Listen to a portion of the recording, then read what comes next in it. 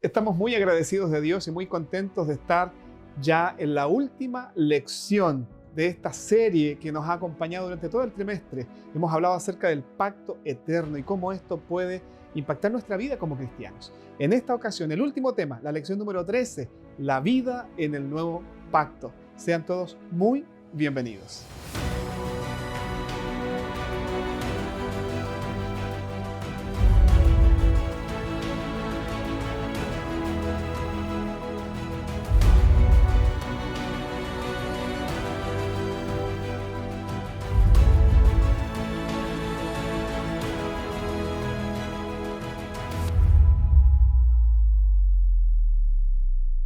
Estamos agradecidos y contentos por volver a reencontrarnos después de una semana ya en el último capítulo de las lecciones de la escuela sabática, capítulo 13, la vida en el nuevo pacto. Llegando a ustedes desde el Centro de Producción Audiovisual de la Universidad Adventista de Chile, un privilegio, por supuesto, estar otra vez. Tenemos dos invitados muy especiales en esta ocasión. Nos acompaña el pastor John Carreño, profesor de Psicología y Teología Aplicada en nuestra facultad. Pastor, bienvenido. Gracias por haber aceptado nuestra invitación. Nada que agradecer, contento yo de estar acá en este importante programa y sobre todo junto a ustedes y por supuesto a nuestros televidentes. Así es. Y está con nosotros también una alumna de la Facultad de Teología, me refiero a Joyce Celis. Ella está en el segundo año de Teología. Joyce, gracias por representar a tus compañeros y especialmente a las damas de la facultad. Muchas gracias por la invitación, un gusto poder estar con ustedes y repasar un poquito lo que ha sido este trimestre, ¿cierto? Gracias, Joyce. Y la temática de hoy es muy interesante, tiene una aplicación práctica a nuestra vida, cómo el pacto, este tema que es bíblico, teológico, salvífico, tiene una culminación o una aplicación práctica en nuestra vida como creyentes. Y en esta hora queremos invitar la presencia de Dios, que nos acompañe aquí en el estudio y a ustedes, por supuesto, y nos guíe el Espíritu Santo a una comprensión más amplia de lo que significa la vida en el nuevo pacto. Vamos a orar.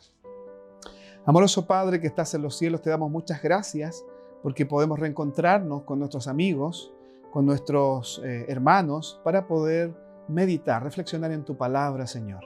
Queremos pedir la asistencia del Espíritu Santo, la dirección, que Él pueda iluminar nuestra mente y que las lecciones que podamos repasar en esta ocasión puedan ser de vida para nosotros. Lo pedimos todo y lo agradecemos en el nombre de Jesús. Amén. Amén. Queridos amigos, yo quisiera invitarlos a comenzar leyendo un texto de la Biblia que se encuentra en el Evangelio según San Juan, capítulo 10, versículo 10. Este capítulo habla acerca de la parábola del redil o del buen pastor. Y este texto es muy revelador. Yo quisiera leerlo para ustedes. Dice así: el ladrón no viene sino para hurtar, para matar y destruir. Pero yo he venido para que tengan vida y para que la tengan en abundancia. Este es el deseo, el anhelo y la promesa de Cristo, ¿no? Para todos los que le siguen. Darnos una vida, abundancia, no solo para sobrevivir, no solo para ser consumidores de los recursos naturales de este mundo, sino tener una vida plena, una vida abundante. Pastor John, yo quisiera quizá abordar un aspecto que es básico dentro de la doctrina cristiana y la experiencia cristiana, y que tiene que ver con el nuevo corazón. ¿Qué significa tener un nuevo corazón y cómo eso puede evidenciarse en nuestra vida, eso de ser renovados en nuestro corazón? Son importantes preguntas que nosotros a veces nos hacemos, ¿no? ¿De qué manera?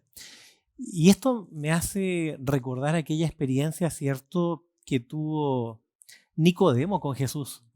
Me gustaría invitarles a abrir sus Biblias, a aquellos que están en casa, por favor. Abran sus Biblias en el Evangelio según San Juan, capítulo 3.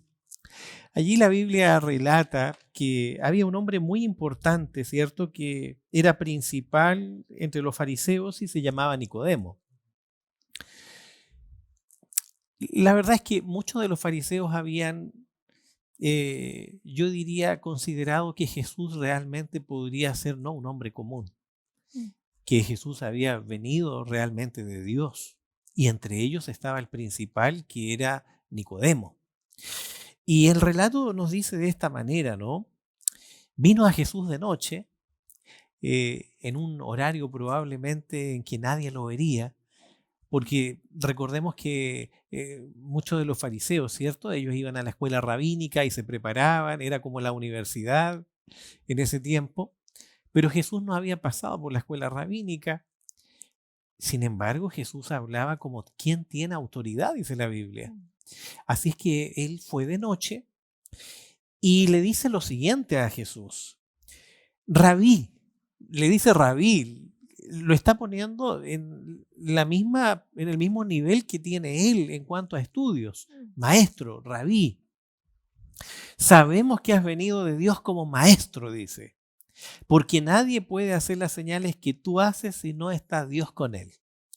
Y entonces ahora toma la palabra Jesús y Jesús le dice, de cierto te digo, que el que no naciere de nuevo no puede ver el reino de Dios.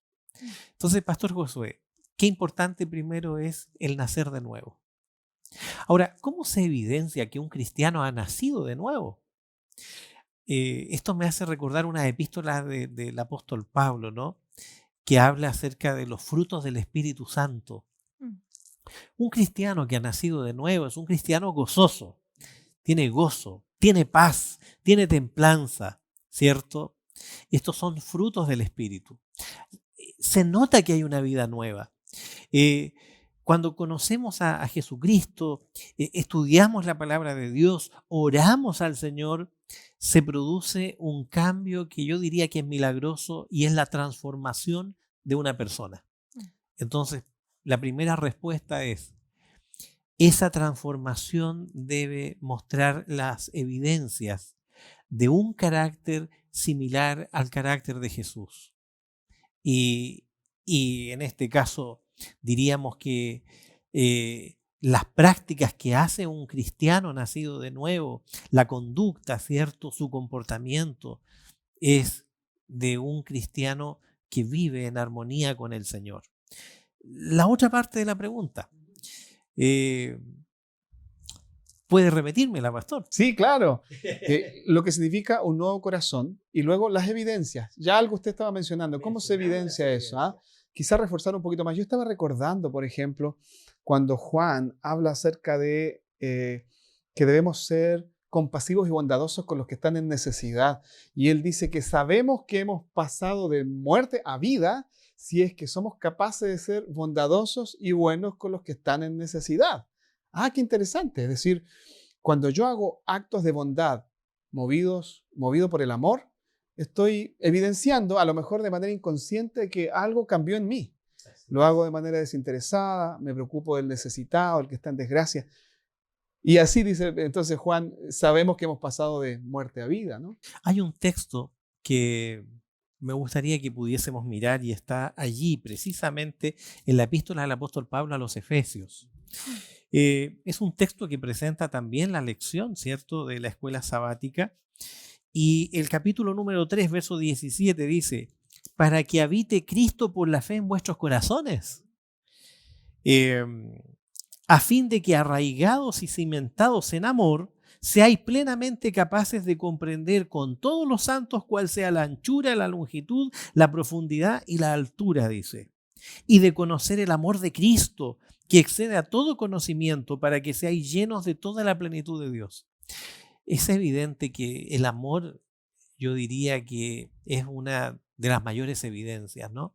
Ese amor de Cristo que se manifiesta en nosotros, que nosotros manifestamos a nuestros semejantes, como decía Pastor, ¿cierto? Y esto me hace recordar esa experiencia del hombre que hizo el primer trasplante de corazón, Dr. Christian Bernard. Sudáfrica, primera vez que se hace este trasplante de corazón y lo hizo este médico.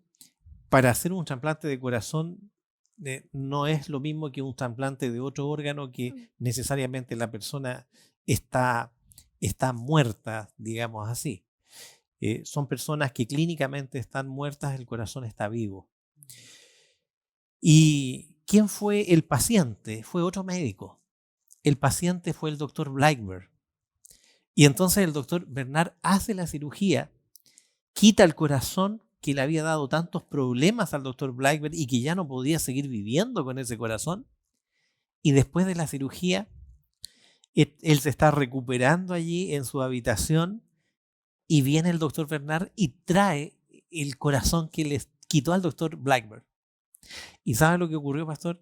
Y Joyce, en ese momento trae en un frasco allí el corazón y le dice, doctor Blackburn, este es su viejo corazón. Y el doctor Blackburn se puso a llorar, se emocionó y le pidió al doctor Bernard que se lleve ese viejo corazón que tantos problemas le dio. Y le dijo, doctor Bernard, ahora yo tengo un nuevo corazón, así es que no quiero ver el antiguo. ¿Qué necesitamos nosotros como cristianos? Pedirle a Dios que nos dé un nuevo corazón. Que el Señor lleve adelante todos los cambios que necesitan ser hechos en nuestra vida. Así es que quiero invitar en ese sentido a nuestros televidentes para pedir a Dios un nuevo corazón. Así es. Estaba recordando esa promesa del apóstol Pablo allí en 2 de Corintios, capítulo 5, verso 17, donde dice, de modo que si alguno está en Cristo, es una nueva criatura. Es decir, que esa transformación es algo que el Señor hace. Claro, en un momento Él me perdona, Él inicia un proceso en mi vida, pero que me va a llevar mi vida, ¿no? Para seguir una transformación que es un proceso.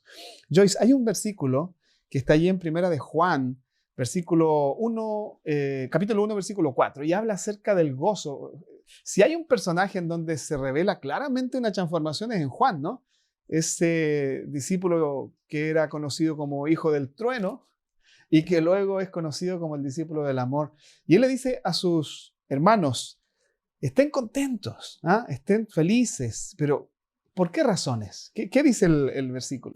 Sí, antes de leer el versículo, la verdad es que esta pregunta me causó mucha curiosidad, porque justo me pasó hace una semana, estaba en un estudio bíblico, y le dije a la chica, hazla, cualquier pregunta que tengas, dímela. Y terminó el estudio y me dijo, tengo una pregunta, ¿por qué la Biblia habla tanto de estar alegres? ¿Por qué? ¿Qué tiene que ver eso? Y a mí me sorprendió porque nunca me lo había cuestionado, porque para mí era algo dado. Para mí era algo dado de que al conocer a Cristo uno siente gozo, ¿no? Uno es una respuesta. Pero mi amiga, que estaba recién conociendo las palabras, ella no comprendía primero la diferencia. Voy a leer el versículo, después les voy a decir lo que les dije.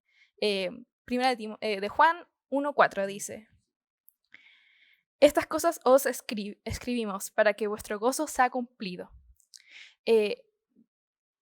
La Biblia no solamente desea darnos la recompensa final, ¿no? Quiere que en esta vida también estemos felices, que tengamos gozo. Y en verdad, cuando uno empieza a pensar todo lo que Dios nos ha dado a través de su pacto, a través de todo, es imposible, es una respuesta necesaria y natural el sentir el gozo. Y yo aquí le dije a mi amiga, mira, ¿qué piensa que hace Dios por ti? Y empezó a enumerar, bueno, yo quiero saber más de la Biblia por esto, por esto. Y yo le dije, ¿no te causa gozo eso? Y me dijo, sí. Sí, me causa gozo. Entonces le dije, eso es tener una relación con Dios. Eso es tener un corazón dispuesto a conocer más de Dios y querer amarlo más, ¿no? Y bueno, la lección también habla un poquito de lo que son las emociones, su rol en la vida espiritual. Y creo que es súper importante que lo mencione porque muchas veces nos vamos a los extremos, ¿cierto?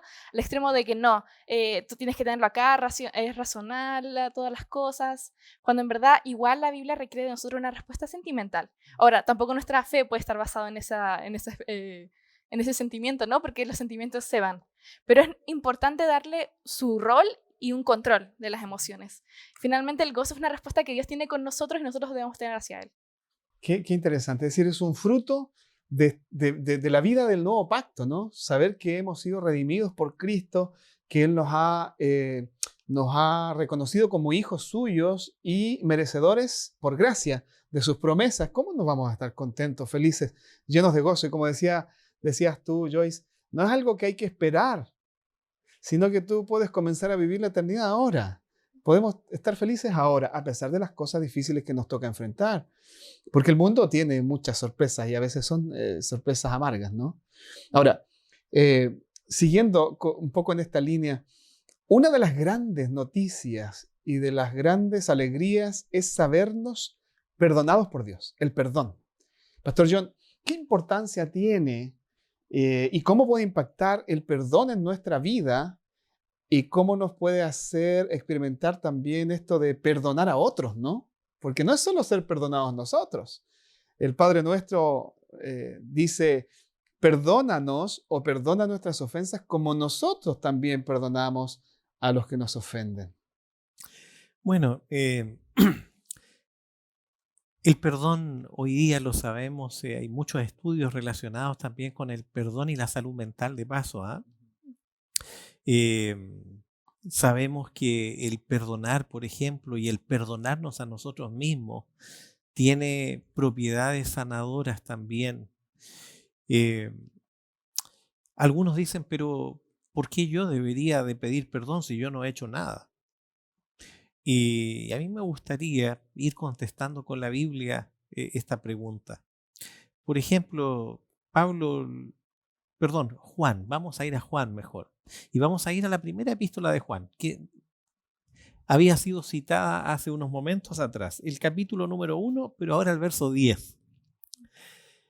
Porque puede ser que alguno de nuestros televidentes piense y diga, pero ¿de qué voy a pedir perdón? Yo no soy culpable de nada.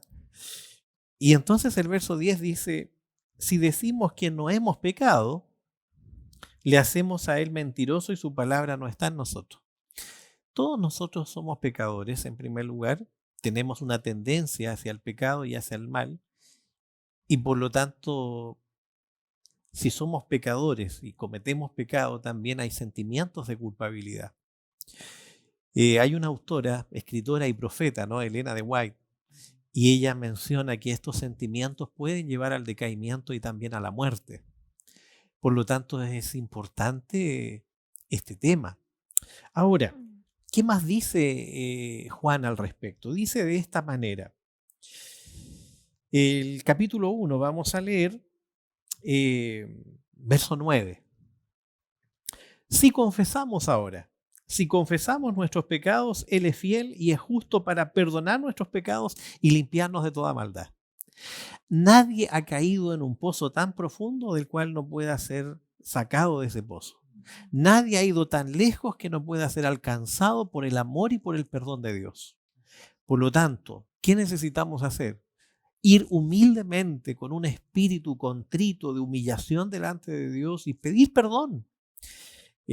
Capítulo 2, verso 1 dice, hijitos míos, estas cosas os escribo para que no pequéis. Y si alguno hubiere pecado, abogado tenemos para con el Padre a Jesucristo el justo. Y Él es la propiciación de nuestros pecados. Y no solamente de los nuestros, sino también los de todo el mundo. Por lo tanto, aquí hay algo importante. Cuando Jesucristo va a la muerte en la cruz, allí en el Calvario, esa muerte en la cruz hizo posible el perdón para todos nosotros.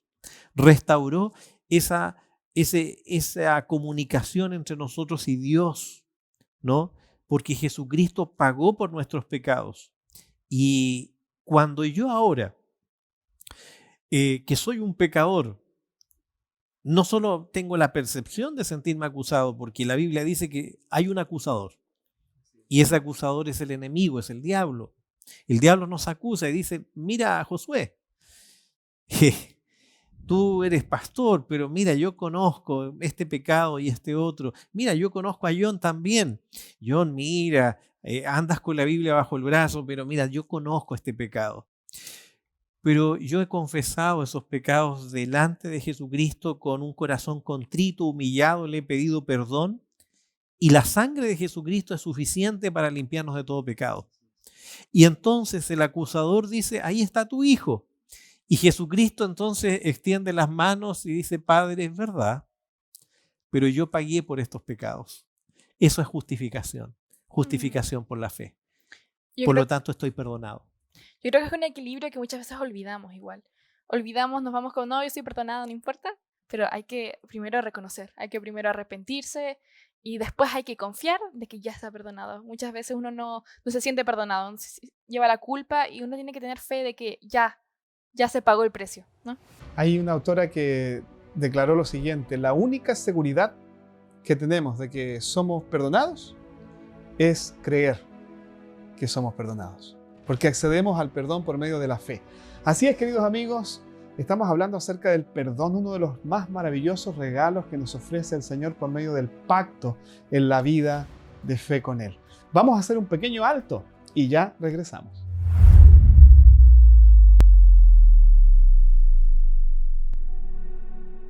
El mundo cambia y trae nuevos desafíos. Desafíos que nos llevan a aprender, crear, innovar y elegir. Desafía tus sueños y elige el futuro que quieres vivir. Universidad Adventista de Chile. Grandes profesionales, mejores personas. Acreditada 4 años.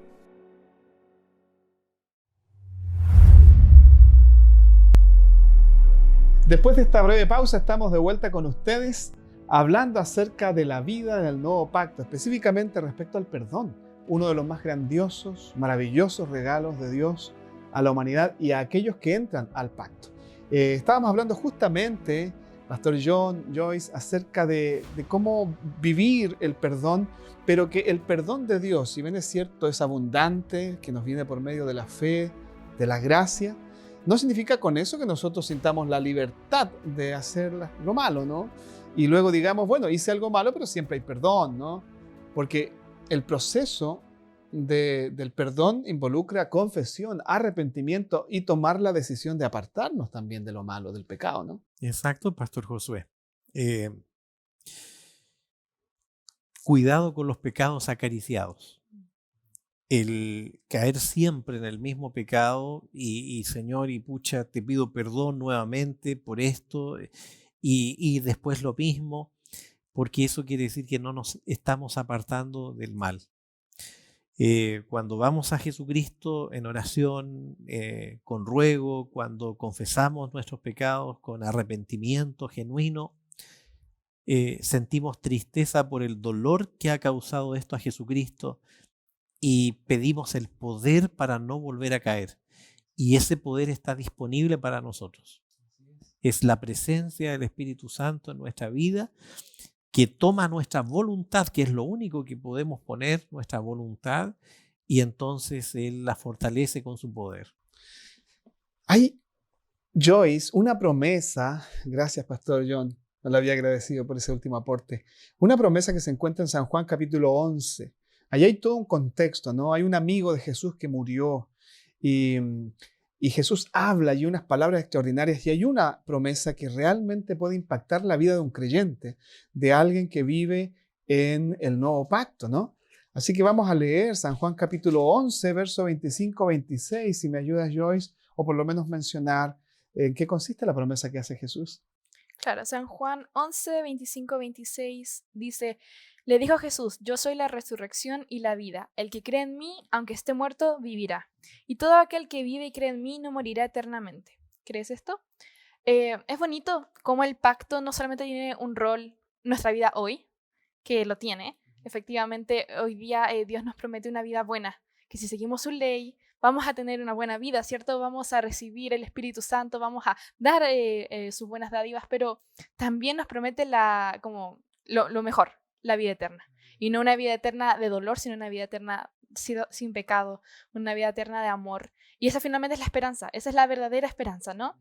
En esta vida Dios va a intentar hacer lo que más pueda para que igual podamos estar bien con Él, con fe en Él. Pero aún así tenemos una esperanza máxima, que es vivir con Él por siempre. Ahora, Pastor John, ¿cómo esto puede cambiar la vida de una persona? Vemos muerte. En estos días, ¿cuántos han perdido o hemos perdido seres queridos por la pandemia o por cualquier otra enfermedad o un accidente? Los cristianos enfrentan pérdidas y dolor. Pero ¿cómo esto puede ayudarnos, pastor, a enfrentar esos momentos de dolor? El saber que hay vida eterna.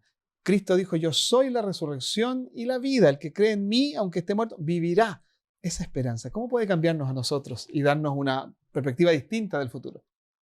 Esto es muy importante, el cristiano ha entregado su vida, su corazón a Dios. Seguimos viviendo en este mundo.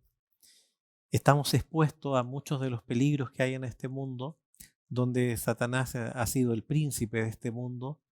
Dios no es el causante del dolor, del sufrimiento, pero desde que nuestros primeros padres pecaron han sido las consecuencias de la desobediencia. Dios sigue estando junto a nosotros. Dios sigue acompañándonos. Nada de lo que nos llegue a acontecer a nosotros pasa inadvertido para Dios. Pero puede ser que alguno de nosotros pierda la vida tempranamente. Puede ser que alguien se enferme. Puede ser que a alguien le toque vivir con dolor. Y eso no quiere decir que Dios nos ha abandonado, porque nosotros estamos pensando en lo que Dios nos ha enseñado. La vida es trascendente. Esta vida es corta. La vida del hombre, dice el salmista, son 70 años y 80 los más robustos. Es una vida corta aquí en la tierra, pero Dios nos ha prometido vida eterna. Eso no es nada en contraste con la eternidad. Ahora, ¿cómo esto viene a transformar mi vida? Esto tiene que ver cómo yo interpreto ahora lo que me sucede. Es interesante, esto ha sido desarrollado también en la psicología positiva, pero esto está en la palabra de Dios. Por eso dice que los cristianos debemos vivir con gozo. Claro. El apóstol Pablo estaba gozoso, estaba prisionero, muchas veces recibió 39 azotes, 40 menos 1 dice la Biblia, pero estaba gozoso, porque el gozo es una actitud, el gozo de saber que Jesucristo me ama, de que Jesucristo me ha perdonado y que pronto viene a buscarme. Y cuando Él regrese, voy a vivir eternamente con Él. Y si he bajado al descanso porque he sido víctima de la muerte, ¿cierto? Jesucristo me va a resucitar y juntamente con aquellos que estén vivos, ¿cierto? Frente a la venida de Cristo, seremos trasladados al encuentro con el Señor y para vivir eternamente con Él. Por lo tanto, la vida del cristiano es trascendente. Esta no es nuestra patria, ¿eh? Nuestra patria es la celestial. Estamos de viaje, estamos de paso, estamos transitando por acá, haciendo una escala, ¿no? Estaba recordando justamente, pastor, una promesa que se encuentra en la primera epístola de Pablo a los tesalonicenses, en el capítulo 4, y habla justamente de eso. Pero me llama mucho la atención cuando Pablo dice, estas cosas les escribo para que no se entristezcan como los que no tienen esperanza. En otras palabras, Pablo está asumiendo que los cristianos también pasan por la tristeza, la pérdida, por el dolor. Pero hay dos maneras de entristecerse, con esperanza y sin esperanza. Y aquí entonces está la conexión, cuando Jesús dice, yo soy la resurrección y la vida, y Él nos da la esperanza de que la muerte no es lo último, que la muerte ya tiene solución. Se requiere fe y paciencia para luego experimentar el gozo de la vida eterna. Eso nos ayuda a vivir la vida de otra manera. Nos sentimos más aliviados, porque el dolor, la muerte, la enfermedad no es lo último, no es lo definitivo, sino que es la vida eterna para los que esperan en Él. Y todo va a valer la pena al final. Sí, Por la exactamente. Bueno, ¿cómo podemos nosotros aferrarnos a estas promesas y vivirlas a nivel personal? Ya hemos hablado de lo que cada uno puede experimentar, pero quizá a un nivel más personal. Yo estaba recordando que yo perdí una hermanita. Cuando ella nació, hubo algunos problemas en su nacimiento y eso involucró un accidente en el proceso del nacimiento, que no quiero entrar en detalle, pero eso le generó una muerte prácticamente 1 hora después de haber nacido. Fue una pérdida para la familia. Yo no la conocí porque era una hermanita que nació antes que yo naciera, así que tengo la historia de parte de mi mamá, de mis hermanos mayores. Y yo no la conocí, pero le habían puesto nombre ya. Se llamaba Paola. Y tengo la confianza, la esperanza, y siempre pienso en eso, ¿no? Que un día la voy a conocer, porque Jesús prometió que Él va a volver y que los que descansen o duerman o mueran en Él volverán a resucitar. Así que estoy pensando que voy a tener que cuidar a una hermana pequeña en la eternidad, ¿no? Y verla crecer. Y seguramente mis padres, que también son creyentes, podrán tener ese gozo de que la hija que no pudieron disfrutar, entonces la van a poder disfrutar porque ellos se han anclado en la promesa del Señor, de la resurrección, de la vida eterna. Pastor Josué y yo creo que como creyentes nosotros en este tiempo necesitamos abrazar esa promesa. Necesitamos abrazar la esperanza del regreso de Jesucristo. El sufrimiento va a terminar allí, el dolor, la muerte. Y nosotros necesitamos confiar en estas promesas. ¿Y de qué manera podemos desarrollar la confianza? ¿De qué manera podemos desarrollar la fe? Y es ahí cuando invitamos nosotros a todos nuestros televidentes, a quienes escuchan, a quienes están viendo este programa, a estudiar la palabra de Dios. Mientras más estudiamos la palabra de Dios, mientras más oramos a Dios, mientras más contemplamos el plan de salvación a nuestro Señor Jesucristo, más se fortalece nuestra fe. Y este tiempo va a ser corto, va a ser muy corto.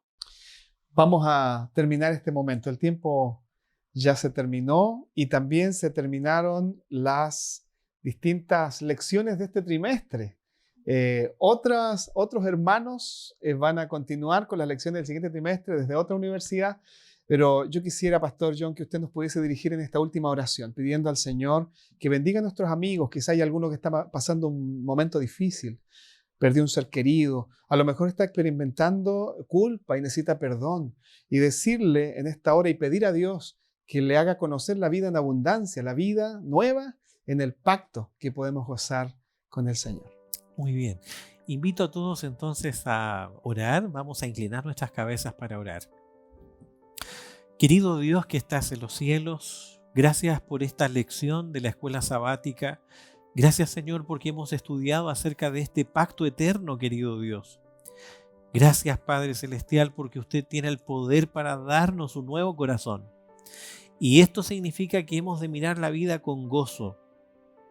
A pesar de las dificultades, a pesar de las situaciones difíciles, a pesar del dolor, querido Dios, porque el gozo es la presencia suya en nuestras vidas y la esperanza, Señor, de su regreso. Querido Dios, estamos orando a esta hora también por aquellos que están en las pantallas, que están en sus casas, en sus hogares, en algún otro lugar, y queremos pedir que usted les ayude.